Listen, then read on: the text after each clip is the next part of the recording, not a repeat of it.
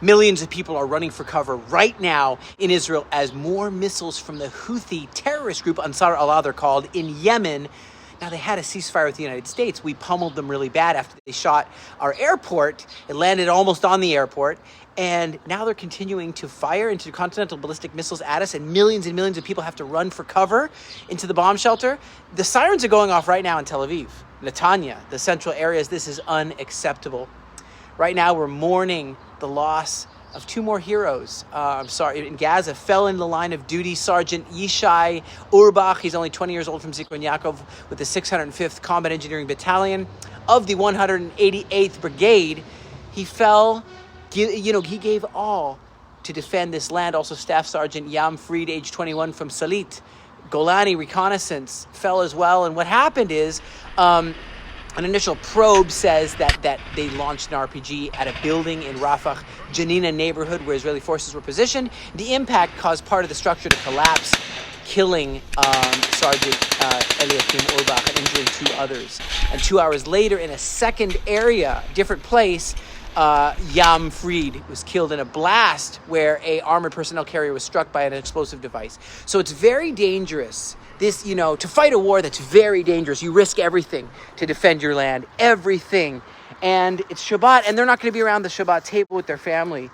IRGC, the Iranian Revolutionary Guard Corps commander Salami, he says that Iran is going to open the gates of hell if Israel attacks or U.S. attacks their nuclear facilities. It's a chilling warning by this guy Salami, kind of funny name. But he's saying that there's going to be severe consequences if we take out their nukes, which we want to do. We're planning to do. And, he says if you make even one wrong move, we're going to open the gates of hell on you, he declares. And so I'm telling you what, this is, people who haven't even been in Gaza fighting are experiencing PTSD. Isn't that funny? People who are just experiencing this day to day are experiencing some trauma. There's a study out of Tel Aviv right now that says 1 in 8 Israeli soldiers are unfit to return to active duty because they are in such emotional and mental trauma. That's 12% of reserve soldiers who took part in the current Gaza war are experiencing it's not really PTSD, that's post-traumatic stress disorder. It's still continuing. You could call it CTSD, current traumatic stress disorder. And I look around the world and I say, will people arise? Will people arise and in outrage against this anti-Semitism, against this devilish, demonic hatred, which makes no sense? And you look to turn on your YouTube and suddenly I see Kanye West, the rapper.